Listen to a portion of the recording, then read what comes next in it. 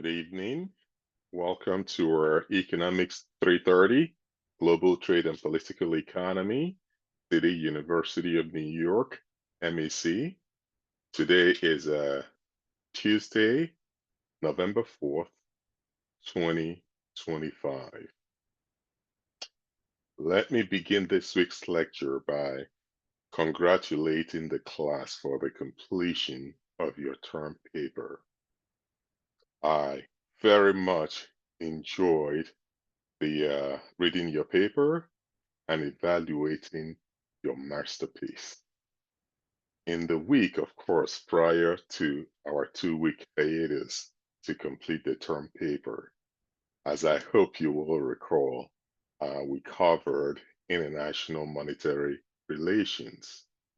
And this week, we will pick up where we left off before our 2-week hiatus by covering global trade relations, as I hope you are aware by now, at least based on the assessment that became available yesterday.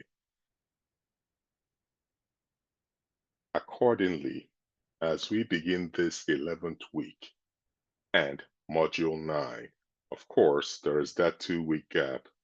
We are in the 11th week, but Module 9 because we had a 2-week gap for your midterm. And so this is also our second of 3 segments that began in Module 8.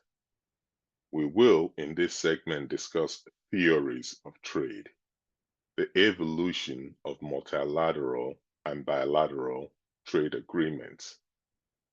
Special attention will also be given to regional trade agreements. Finally, we will discuss trade regimes and how they affect relations between nations and groups within a country. Trade can be a contentious issue, as I'm sure we are now well aware, and as current events have continued to make clear, because interest groups and the broader public view their welfare as being more affected by trade policy than by monetary, investment, or financial policy. Thus, business, labor, agriculture, consumer, environmental, and cultural groups try to influence government trade policies. The forces of globalization and geopolitics also continue to have major effects on trade relations. Now, consider that from 1950 to 1973, world economic output, or GDP, grew at an average annual rate of 5.1%, while trade increased on average by 8.2%. Now, from 1974 to 2007, the figures were 2.9% for GDP growth, worldwide that is, and 5.0% for average trade growth.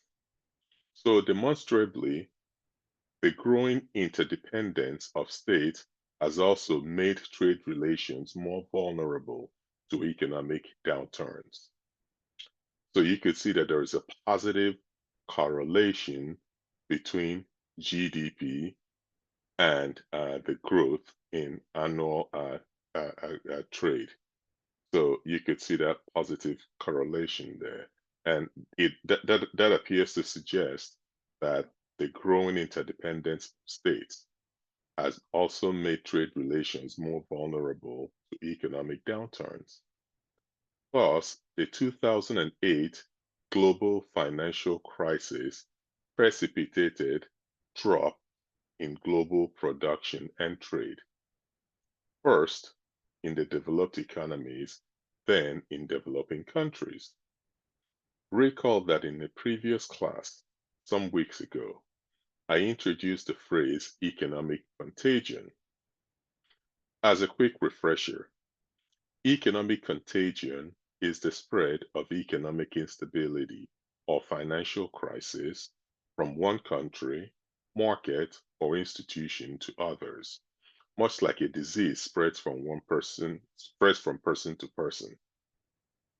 Now, this can happen through various channels such as direct financial ties, such as cross-border loans, indirect links like changes in investor sentiment and trade connections. Nevertheless, the result is increased volatility and negative effects across global markets, even when the initial shock might seem isolated.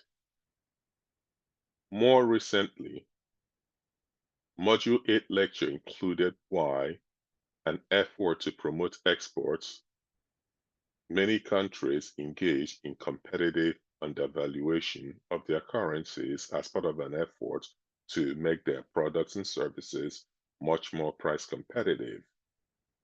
As you will recall, my lecture included the definition, advantages, and disadvantages of fixed exchange rate, also known as the gold standard, floating exchange rates, and pegged exchange rate system, which incorporates aspects of floating and fixed exchange rate systems.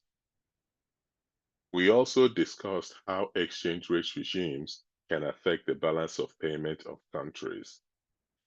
It should be noted, however, that the practice of adopting non-market measures to manipulate currency valuation can raise the possibility of a trade war. Indeed, your reading assignment for this week include tariffs and counter-tariffs between US and Chinese governments, especially during the first Trump administration.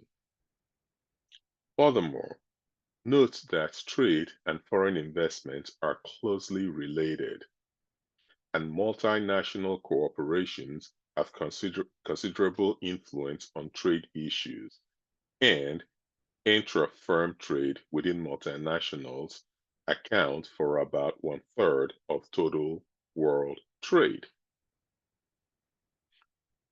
As we continue with this second, the three segments which began in Module 8, we will discuss theories of trade, the evolution of multilateral and bilateral trade agreements.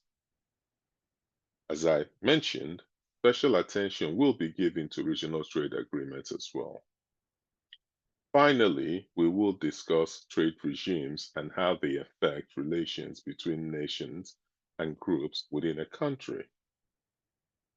With that reiteration, here are your learning objectives. At the conclusion of this week, you should be able to, first, explain multilateral trade relations during the last 2 centuries. From the Silk Road to today's Belt and Road Initiative, from North America Free Trade Agreement, NAFTA, to the United States-Mexico-Canada Agreement, or USMCA, from the creation of General Agreement on Tariffs and Trade, GATT, to the birth of World Trade Organization, or WTO, trade has played an important role in supporting economic development and promoting peaceful relations among nations. 2. Describe the evolution of international trade organizations such as the General Agreement on Tariffs and Trade, the World Trade Organization, and regional trade associations. The answer, of course, is that, as we discussed in previous lectures, the General Agreement on Tariffs and Trade, or GATT, evolved into the World Trade Organization, WTO, to include trade in services and intellectual property protection. Notably, regional trade associations such as USMCA, aka US Mexico Canada Agreement, ASEAN, Association of Southeast Asian Nations, and the European Union has forged free trade zones to common markets. Again, they have forged free trade zones to common markets. And there is some distinction. And in, I think, next week's class, we'll go into a little bit more detail between the distinctions in regional trade agreements. But for the purposes of today's lecture, please note that regional trade associations such as USMCA, ASEAN, and the EU have forged free trade zones to common markets that create economic interdependencies, and as a result, this incentivizes conflict. The third is to explain why trade among nations is potentially advantageous to all trading partners. The answer, of course, is that all things being equal, trade among nations is advantageous to all trading partners because leveraging the comparative advantages of each country enhances the efficiency of global supply chains. This allows countries to grow their economy through the sale of goods and services where they have comparative advantage, while still being able to enjoy the goods it imports from trading partners with comparative advantage in the imported goods and or services. Let me quickly add that the technical terminologies for this week includes absolute advantage. That's one. The second is comparative advantage. And the third is opportunity cost. Let me also again reiterate that our word of the week, technical phrases, and terminologies signal to your audience technical subject matter knowledge and expertise. Now, let us unpack the definitions of these phrases. Absolute advantage refers to the ability of a country or an entity to more efficiently produce a greater quantity of goods and or services than the competition. As you should know by the 11th week, the theory of absolute advantage dates back to Adam Smith, an 18th century Scottish economist and philosopher who was a pioneer in the field of political economy. In Smith's seminal economic book, The Wealth of Nations, he theorized that countries should focus on goods they can produce efficiently and should use trade as a way to acquire anything that they are not able to make themselves. The second key phrase, of course, is comparative advantage rather than competitive advantage. So, comparative advantage refers to the ability of a country or an entity to produce goods and or services at a lower opportunity cost relative to the competition.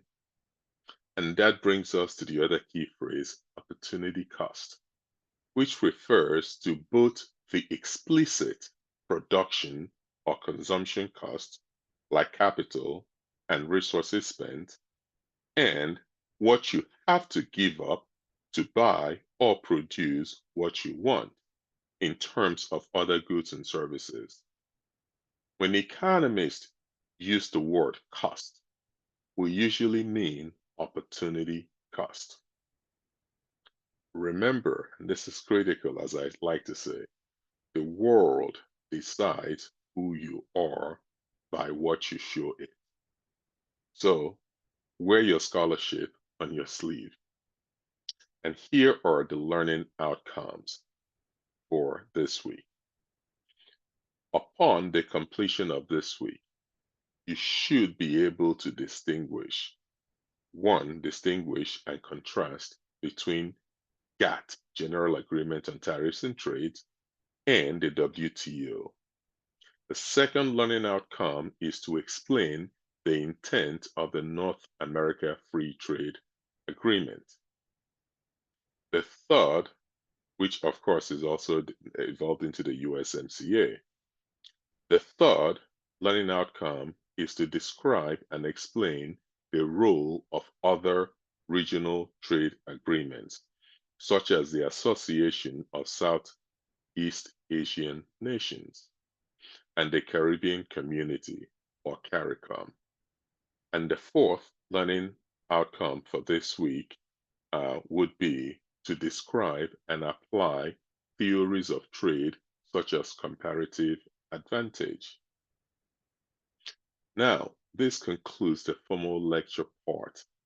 Uh, but before I open the floor to questions, let me again congratulate the class for completing your term paper. It was truly a distinct honor and pleasure to grade your paper.